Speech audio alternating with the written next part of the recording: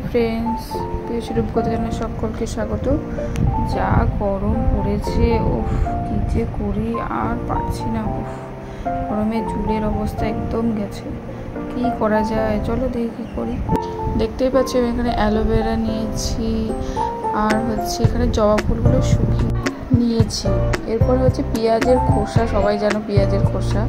এটা rosemary leaves. এটা দেখো কি সুন্দর, আমি এটা অনলাইন থেকে পারচেস করেছি। এটা ভীষণই ভালো জিনিস। তারপরে দেখো এক এক করে সব জিনিস দিয়ে দিলাম।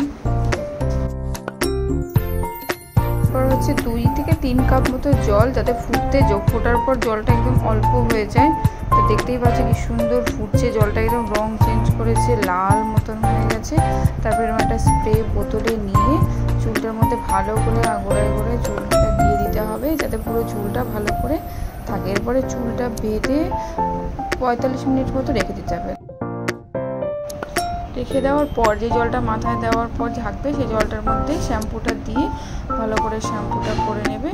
জলটা দিয়ে শ্যাম্পু করার পর দেখো চুলটা আমার দেখতেই পাচ্ছ কি সুন্দর সফট হয়ে গেছে, স্মুথ হয়ে গেছে, সিল্কি, একদম শাইন মতো লাগছে কি না বলো।